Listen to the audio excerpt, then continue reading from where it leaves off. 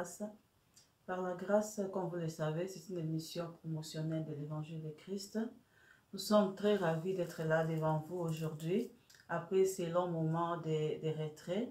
Et je crois que ce moment était vraiment nécessaire pour nous. Comme la parole le dit, il y a un temps pour tout.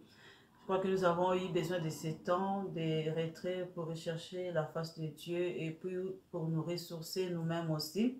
Et Dieu a permis par sa grâce que nous puissions aujourd'hui être devant vous et nous sommes très ravis. Nous vous bénissons au nom de notre Sauveur et Seigneur Jésus-Christ de Nazareth. Comme vous le savez, par la grâce, c'est une émission que je ne fais pas seule. Je suis toujours accompagnée de mon époux, l'ancien Prosper, que je vais d'ailleurs saluer maintenant. Bonjour, ancien Prosper.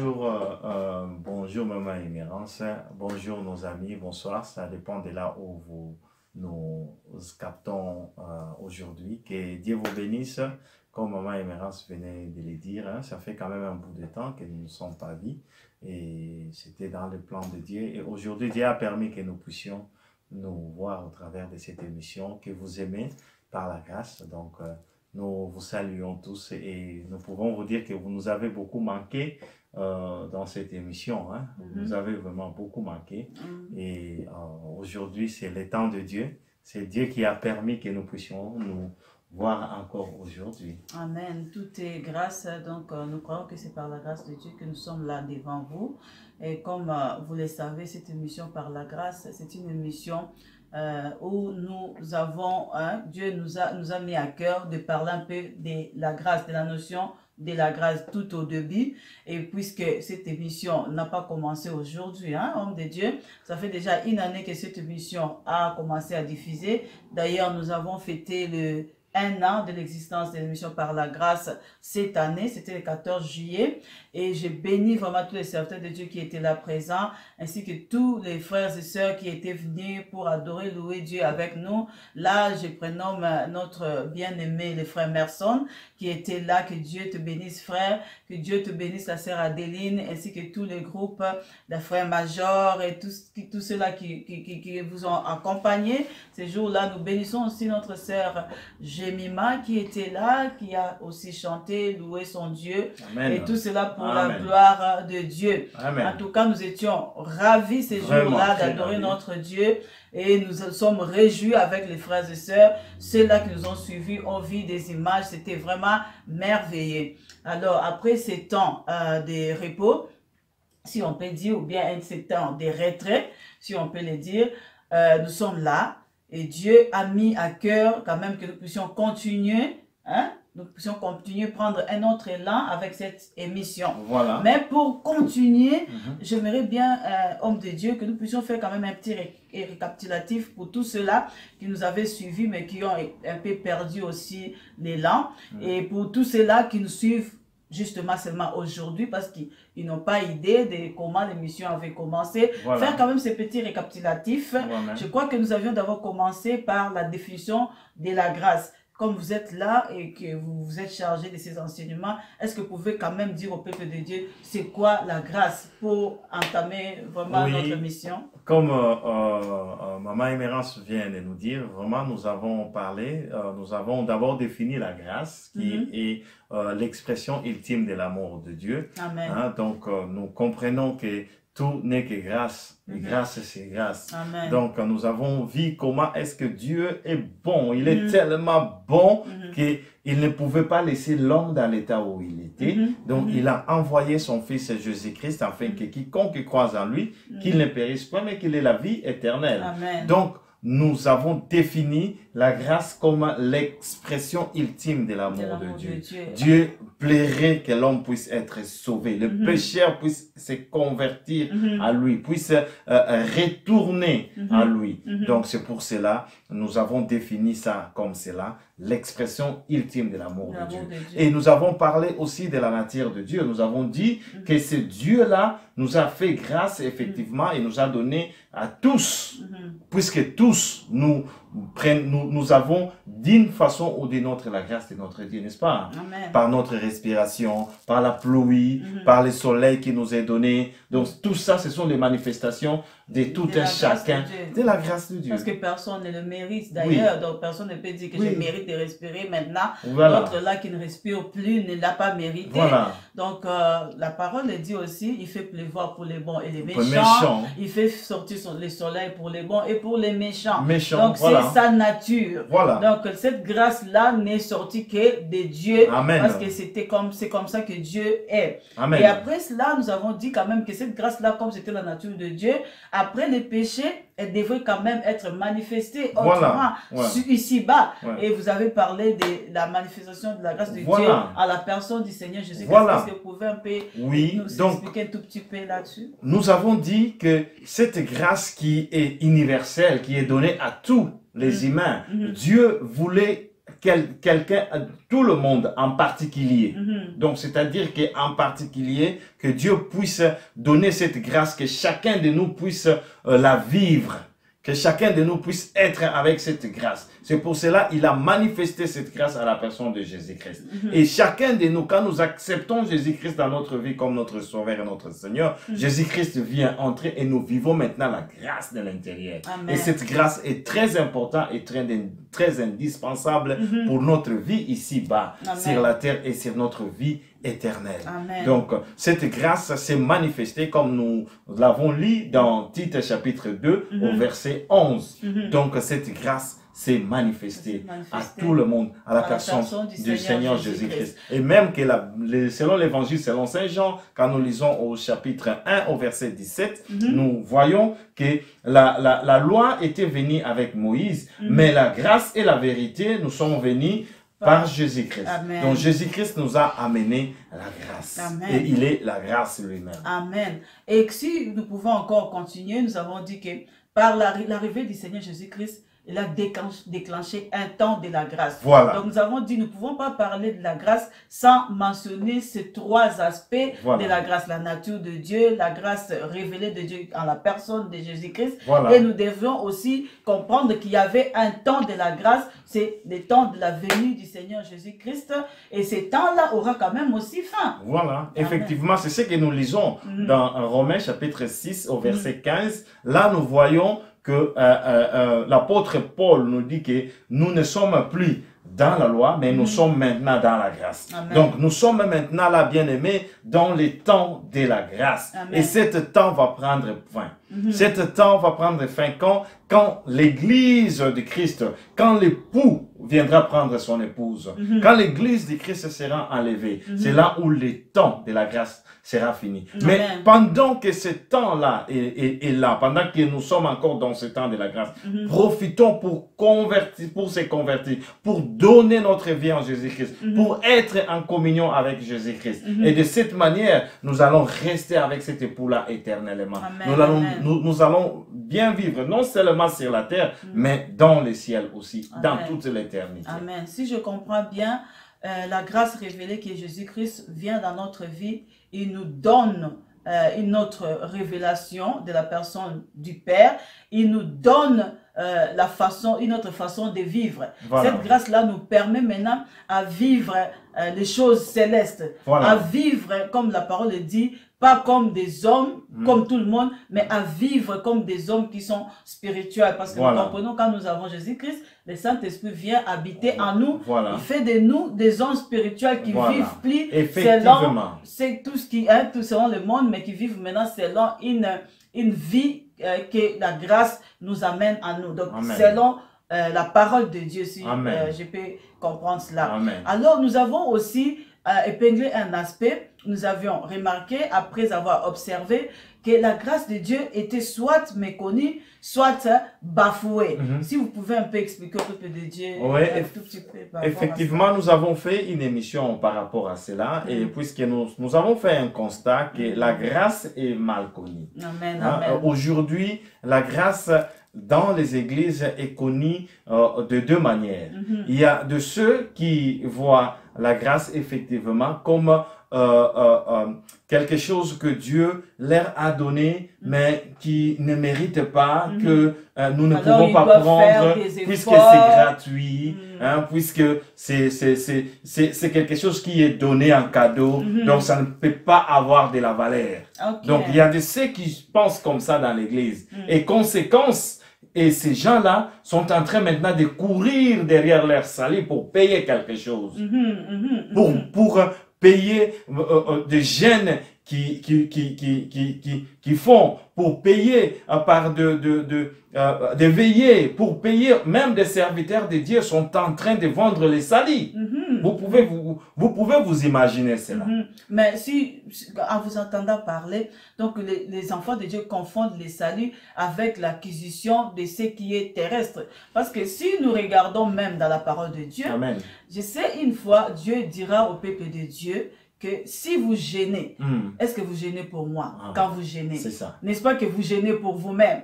La plupart des cas, quand nous gênons, c'est parce que nous avons manqué quelque chose, parce qu'il y a que notre âme est troublée, parce que est-ce que nous gênons pour adorer seulement, louer Dieu? Est-ce que nous gênons pour rendre ces marques des actions de grâce à Dieu? Amen. La plupart des cas, c'est parce qu'il y a quelque chose qui ne va pas. Amen. Dieu ne nous a jamais dit gêner pour moi. La plupart des cas, on gêne pour résoudre les problèmes qui nous tracassent ici-bas et qui fait que la colère de Dieu est tombée par exemple sur nous, ou bien peut-être c'est une épreuve aussi, mais nous gênons pour cela. Alors Dieu dira, est-ce que quand vous gênez pour moi? Oui, voilà. Donc, quand nous gênons, ce n'est pas pour acquérir les saluts, mais si nous gênons, c'est parce que nous voulons seulement faire quelque chose afin que les choses se débloquent dans notre vie que nous vivons maintenant là. Mais le fait même de gêner là, je crois que c'est parce que Dieu te fait grâce que tu comprends que tu dois gêner. Si tu n'as pas reçu la grâce, si tu n'as pas reçu la grâce de comprendre qu'il faut que je gêne, il faut que je fasse ceci pour Dieu, il faut que je donne des actions d'égale, il faut que je donne des libéralités, donc tu ne pourras pas non plus faire cela. Voilà, donc effectivement c'est ça, il y a de ceux qui cette tendance-là, cette première tendance qui croit que nous vivons au temps de la loi, nous devons encore vivre selon les rites, nous devons encore faire encore des sacrifices pour que nous obtenions notre salut. Mais j'aimerais dire à quelqu'un que Christ est venu et il nous a apporté ce salut. Et ce salut est gratuit. C'est un don que Dieu nous a donné gratuitement. Si nous l'acceptons et que nous recevons Jésus-Christ dans notre vie comme Sauveur et Seigneur, et nous allons plus vivre, nous allons plus faire ces sacrifices-là pour notre salut, parce que Christ l'a fait d'une manière et une fois, il a fait sur la croix, et tout le monde qui croit en Jésus-Christ est sauvé, parce que Christ l'a donné à tout le monde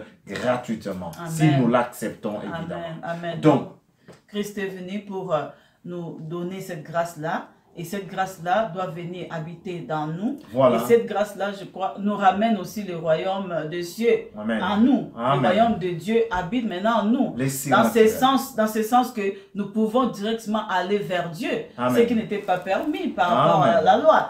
Donc, quand par exemple maintenant là je prie, je gêne, c'est pas parce que moi je le fais et que cela peut changer quelque chose dans l'attitude de Dieu par rapport à moi. Mais ce qui change l'attitude de Dieu, bien ce qui fait que Dieu puisse me regarder, c'est Christ qui est en moi. Christ en moi, oui. L'espérance de la gloire. Amen. Donc c'est Christ qui est en moi qui fait que Dieu puisse me regarder et puisse me faire quand même faveur. Tu vois, donc en cela nous pouvons comprendre que Jésus-Christ est venu pour nous donner une relation personnelle avec Dieu. Aller directement vers Dieu aussi. Au lieu de regarder par-ci, par-là, mais aller directement vers Dieu et chercher sa face. Effectivement. Et la deuxième tendance est de dire que non, puisque nous sommes dans la grâce, nous devons nous méconduire. Mais or, la grâce nous donne une nature de sainteté. La grâce nous donne une nature de Christ. La grâce n'est pas là pour nous envoyer au péché, mais la grâce est là pour nous, tout justement, nous enlever du péché. Donc la grâce a acheté le péché. Normalement, on ne devait plus parler des péchés par rapport à la grâce, puisque la grâce est là, il nous enlève cette nature. Mais nous voyons qu'il y a des gens qui disent, c'est écrit dans la parole de Dieu, dans les Saintes Écritures, que là où la grâce a abondé, le péché a abondé, la grâce a surabondé. Il y a même des gens pour expérimenter la grâce, ils vont encore faire beaucoup plus de péchés. Mais or, ce n'est pas la nature de la grâce. La grâce est là pour nous donner la sainteté, la sanctification, une nouvelle nature. C'est pour cela que nous avons fait cette émission qui s'intitulait, si vous pouvez encore regarder, la grâce méconnue ou bien foulée aux pieds. Donc, c'est ça. Donc, ça, ce sont ce que nous avons fait dans des émissions précédentes. Gloire à Dieu. Et maintenant, là, comme nous avons dit, nous allons maintenant commencer notre épisode, c'est-à-dire aller avec un nouvel élan. Donc, nous allons maintenant entamer des enseignements qui sont encore plus profondes par rapport à la grâce. Amen. Si vous pouvez encore nous le dire, si vous pouvez encore nous dire, nous expliquer un peu comment, quels sont les enseignements que nous allons commencer maintenant par rapport à cette nouvelle épisode, cette nouvelle élan des émissions. Oui, effectivement, les temps de repos, nous avons mis ça au profit parce que nous sommes encore allés pour être au plus près de Dieu, pour écouter sa voix, que Dieu puisse nous parler. Et Dieu nous a donné, là, n'est-ce pas, le message que nous allons partager avec vous par rapport à la grâce, puisque nous connaissons maintenant la définition, et nous allons maintenant avancer et nous allons entrer en profondeur de la grâce. Pour cela, j'aimerais que quelqu'un puisse ouvrir sa Bible et nous allons lire ensemble dans Tite chapitre 2, nous allons lire le verset 11. Si vous avez trouvé, maman, vous pouvez nous les lire au nom de notre Sauveur et Seigneur Jésus-Christ. Amen. Je vais lire Tite, chapitre 2, versets 11 à 12. Je lis au nom de Jésus. Car la grâce de Dieu, source de salut pour tous les hommes, a été manifestée. Elle nous enseigne à renoncer à l'impiété et aux convoitises mondaines, et à vivre dans les siècles présents selon la sagesse, la justice et la piété, en entendant la bienheureuse espérance. Nous pouvons nous limiter là. Amen. Donc, dans notre nouvelle élan, dans notre nouvelle saison que nous allons commencer prochainement, la grâce va nous enseigner. La grâce va nous enseigner, comme nous venons de lire ici, la grâce de Dieu qui est la source de salut pour tous les hommes. Donc, c'est la grâce qui est la source de salut. Je suis en train de dire à quelqu'un, la grâce, ce n'est que par la grâce que nous sommes sauvés. Ce n'est pas par les œuvres que nous sommes sauvés. Sinon, Christ n'allait pas venir. Amen. Donc, c'est bien clair, la parole de Dieu nous dit, la grâce qui est la source de salut a été manifestée à la personne de Jésus-Christ. Jésus-Christ est la manifestation de la grâce de Dieu. Et par là, je peux encore vraiment dire à quelqu'un, donc il n'y a de salut qu'en Jésus-Christ. Voilà. Parce que là, comme vous avez dit, la grâce de Dieu, source de salut, a été manifestée. Voilà. A été manifestée par la personne du Seigneur Jésus-Christ. Voilà. Donc il n'y a de salut qu'en Jésus-Christ. Amen. Si quelqu'un pense que le salut se trouve ailleurs, il se trompe énormément. Ce n'est pas dans les œuvres. Il n'y a que de salut en Jésus-Christ de Nazareth. Voilà. Amen. Il n'y a pas une autre source de salut si ce n'est que notre Sauveur et notre Seigneur. Et cette grâce-là nous enseigne, comme vous avez dit tout à l'heure, homme de Dieu. Oui, effectivement, la grâce nous enseigne. C'est ce que nous allons voir dans nos émissions qui vont suivre. Nous allons nous mettre tous sous le pied de l'enseignant par excellence, qui est notre Sauveur et Seigneur Jésus-Christ. Il va nous enseigner. Qu'est-ce que la grâce nous enseigne? La grâce nous enseigne à renoncer à l'impiété. Il va nous enseigner à renoncer à l'impiété. Quelqu'un va se dire, mais moi je suis croyant, moi je vais à l'église, moi je ne fais pas, je ne commets pas du péché, moi je suis cela, je suis ceci, cela. Mais ne vous trompez pas. Ne vous trompez pas. Quand la grâce nous enseigne à renoncer à l'impiété, parce que dans la parole de Dieu, c'est écrit, dans les temps de la fin, les hommes seront irréligieux. Les hommes seront religieux. Ils ne vont plus aller chercher Dieu, mais ils vont se cantonner dans les choses, dans la religion. Quelque dans chose la forme. Comme une habitude. Voilà. Allons au culte, faisons comme d'habitude, comme si c'était on célébrait quelque chose tout le temps. Quand cette célébration est perpétuelle, ça devient quand même un peu, comment je vais dire ça, l'habitude, culture, coutume. Voilà. Les gens seront religieux. Donc, c'est pour cela, la grâce va nous enseigner à renoncer à l'impiété. Et la grâce va nous enseigner à renoncer aux convoitises du monde. Ce sont là, l'impiété et la convoitise du monde, ce sont les mots effectivement que nous avons dans ce siècle. Ce sont les mots de ce siècle. Quand nous voyons l'impiété, quand nous voyons la convoitise de ce monde, et ce sont là les deux mots qui caractérisent bien notre siècle. Et quand la sagesse va nous enseigner. Oui, amen. Et quand Dieu dit renoncer, ça veut dire que c'est quelque chose qui est là, qu'il faut abandonner. Voilà. Et Dieu, la parole ne dit pas, il faut faire attention à l'impiété, mais il dit renoncer. Ça veut dire que c'est quelque chose qui est là et qu'il faut renoncer. Amen. Donc renoncer à l'impiété, renoncer aux convoitises de ce monde. Et amen. La conséquence de ça est quoi? Nous allons vivre dans ce siècle présent, dans le monde actuel.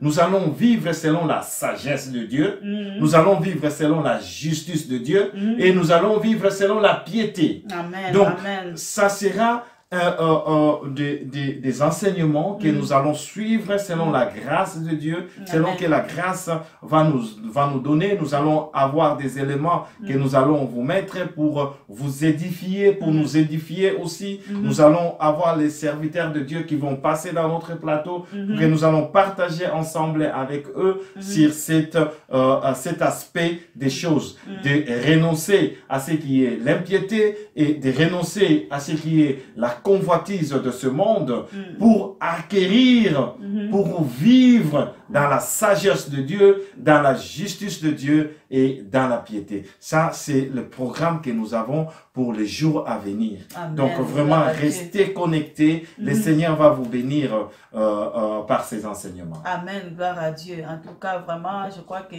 ça devient encore très intéressant parce que jusque-là, nous avons compris que Dieu a fait quelque chose pour nous. Amen. Quand on a parlé de la définition de la grâce, quand nous avons parlé des trois aspects qu'on doit comprendre par rapport à la grâce, nous avons montré ce que Dieu faisait pour l'homme. Amen. Et maintenant, là, nous allons voir comment est-ce que la grâce, maintenant, nous demande de vivre, de faire quelque chose aussi pour Dieu. Amen. Donc, il faut comprendre dans la grâce que tu ne reçois pas seulement de Dieu, mais tu dois aussi faire quelque chose pour Amen. Dieu. C'est donnant, donnant. Amen. Que Dieu soit loué. Et ce qui est encore très capital, ce que j'ai trouvé encore intéressant, c'est que après, quand vous avez acquis la piété dans ce siècle présent, il dit au verset 13, en attendant la bienheureuse espérance.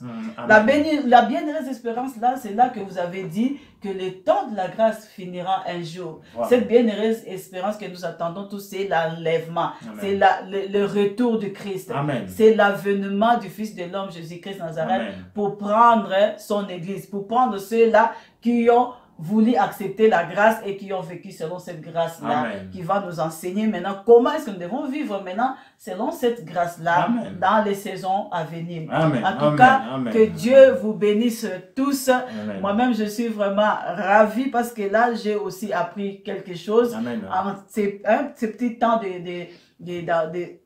de partage, si je peux dire ça, ou bien ces petits temps de la lecture de la parole. Et je crois que dans les semaines, dans les mois à venir, nous allons avoir ces enseignements comme l'homme de Dieu l'a dit. Et il y aura aussi certains hommes de Dieu qui vont venir pour partager avec nous à propos de cette grâce qui nous enseigne. Comme ça, le peuple de Dieu sera préparé et saura que non, cette grâce-là va vraiment nous préparer à l'avènement du Christ, la grâce qui nous enseigne. En tout cas, je crois que nous sommes arrivés à la fin de cette émission.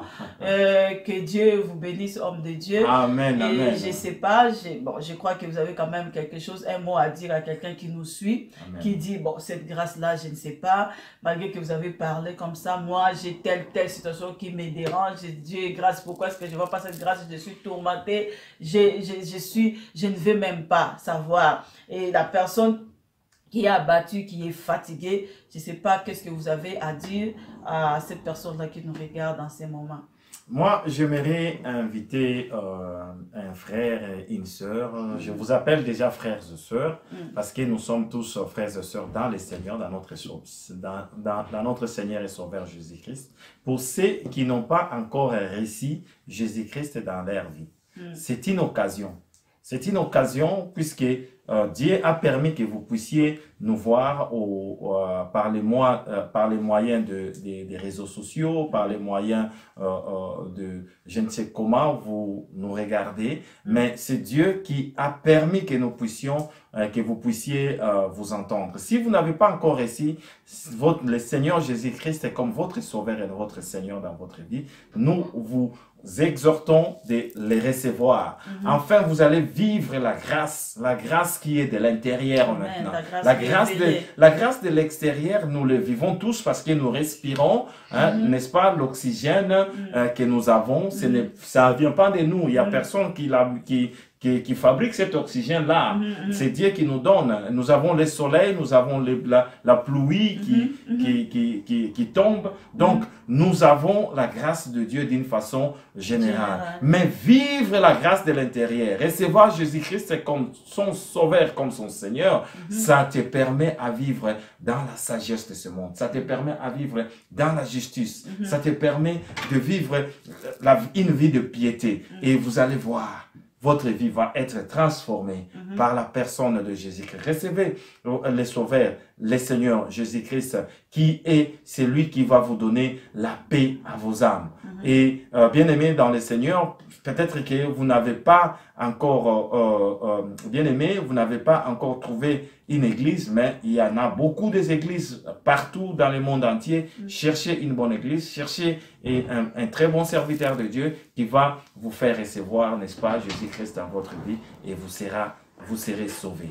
Que Dieu vous bénisse vraiment. La prochaine fois, nous allons continuer encore avec ces enseignements. Que Dieu vous visite. Mais pour ceux qui sont déjà dans le Seigneur, entrons dans la grâce. Perçons le mystère de la grâce. Croissons dans notre grâce comme nous exhorte l'apôtre Pierre. Croissons dans la grâce. Entrons dans ce domaine-là que Dieu nous donne gratuitement par sa bonne volonté. Que Dieu vous bénisse. Amen, amen. En tout cas, que Dieu vous bénisse. Nous sommes à la fin de cette émission par la grâce. Comme vous avez compris, il y aura des enseignements qui vont suivre à propos de la grâce qui nous enseigne.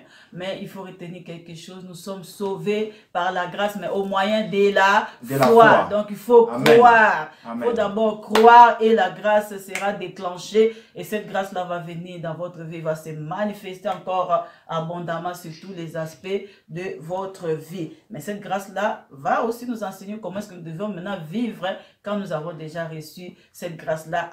Comme ça, ça va nous aider de vivre bien dans ce siècle présent, ici dans ce monde, selon la sagesse de Dieu, selon sa justice et selon la piété pour nous préparer à l'avènement suprême qui est l'avènement de Christ pour venir nous prendre son Église. Nous bénissons le Seigneur pour la journée d'aujourd'hui. En tout cas, je dirais seulement une seule chose. La prochaine fois, ne manquez pas parce que les enseignements vont commencer.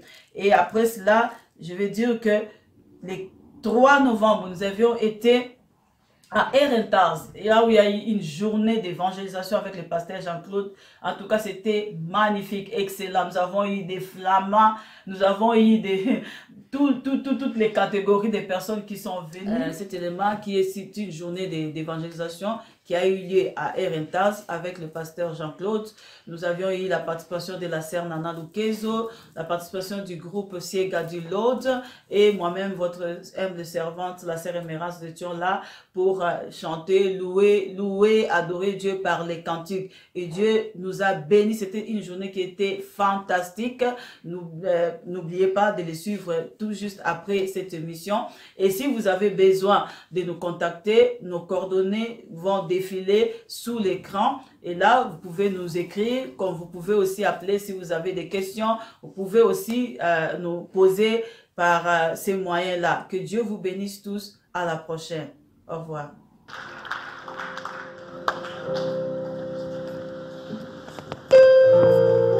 Alléluia, alléluia. Amen. Alléluia. Alléluia. Qui est roi? Qui est roi? Roi de rois. Fils de Connie. Jésus. Yeah. C'est pour ça que nous sommes là. Nous sommes venus pour témoigner Jésus-Christ. Nous avons dit que c'est une journée d'évangélisation. Évangélisation au nom de Jésus-Christ. Nous n'évangélisons pas quelqu'un de ce monde, mais nous évangélisons. Nous évangélisons quelqu'un qui est mort et ressuscité. Il est ressuscité pour te donner la vie, pour me donner la vie. Donc quand moi je suis là, je ne suis pas en train de faire un show, mais je suis en train d'adorer mon Créateur, mon Sauveur, mon Seigneur, Jésus-Christ de Nazareth. Alors ceux-là qui reconnaîtront les cantiques que je vais interpréter, mais ceux-là qui ne reconnaîtront pas, ils peuvent toujours suivre. Mais degenen die niet kunnen herhalen, die kunnen altijd volgen. Oui, qui sont simples et on peut toujours tous chanter. Het zijn makkelijke liederen die we met z'n allen kunnen zingen. Je crois que l'idée est que nous puissions tous ensemble adorer ces dieux-là, élever ces dieux-là, glorifier ces dieux, opheffen en dat we hem glorifieren. Et qu'ensemble on soit dans la joie de le faire, parce que ça en culte on peut vivre à notre Dieu. Want het is iets wat we aan de Heer kunnen teruggeven. Donc pour nos frères qui parlent néerlandais, dus voor mijn broeders die Nederlands spreken, toujours, je sais pas suivre. Ze kunnen proberen te volgen. C'est pour la gloire de Jésus. En begrijpen, alles wat wij zullen doen is voor de glorie van de Heer Christus en alleen aan Hem. Amen. Amen. Qui croit que c'est Dieu qui lui a donné le souffle de vie? Wie gelooft dat de Heer hem adem heeft gegeven? Qui croit que c'est Dieu qui a permis qu'il puisse vivre aujourd'hui? Wie gelooft erin dat de Heer heeft gezorgd dat je vandaag mag leven? Alors nous allons élever Dieu. En daarom gaan we vandaag zijn naam je vais dire merci à Zali Lissé Kwanangai. Ik ga zeggen, hij is mijn redder. Hij heeft alles wat mij vandaag op laten staan. Alles wat bij mij gestorven was, is weer herrezen. Dus als ik leef, is Christus die leeft in mij. Zelfs als ik vandaag opstaan, is het niet door mij, maar door Christus. Alléluia. Merci à Zali Lissé Kwanangai. On y va. Gloire à toi, Jésus. Merci. Merci.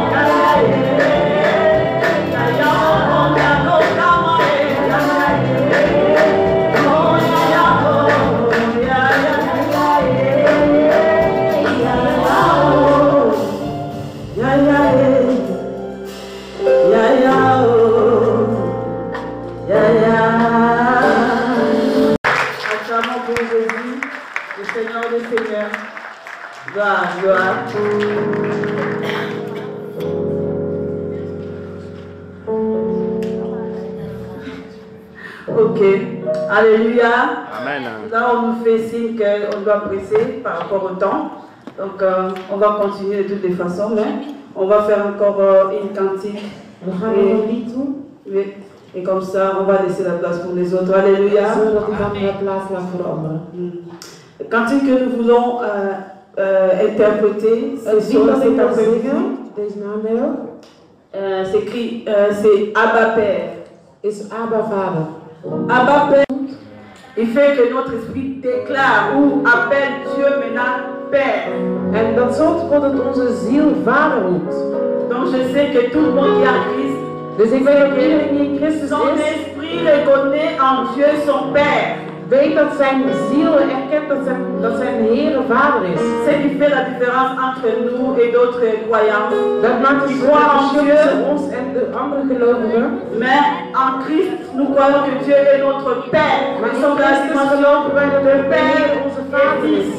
Wij zijn van vader en zoon. Dat is wat wij vandaag gaan zingen. Abba Papa. Abba Papa. Abba Papa.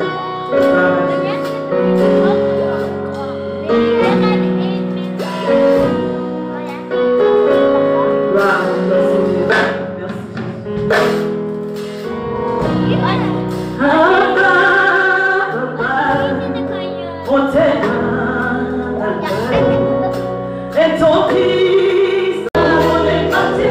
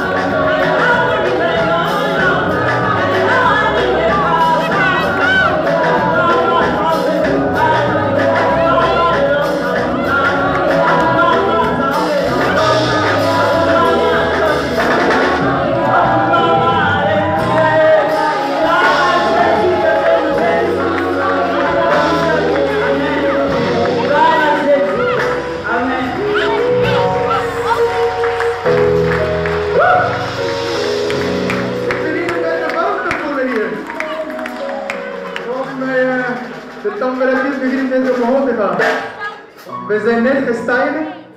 De vliegtuig is niet gestegen. Dus we moeten nog een paar rondjes boven maken. Maar hou je riem vast. Want... Celui qui fait promesse est fidèle. Il a dit, je ne te délaisserai point. Je serai avec toi jusqu'à la fin des temps. Je suis persuadé, convaincu, à l'intérieur de moi. Et ma conviction me pousse à témoigner de toi et à t'appeler Yahweh Shammah. Tu es ici présent. Tu es réel. Et tu vis dans mon cœur. Elohim et Adonai Shammah, Shammah. Elohim Adonai Shammah.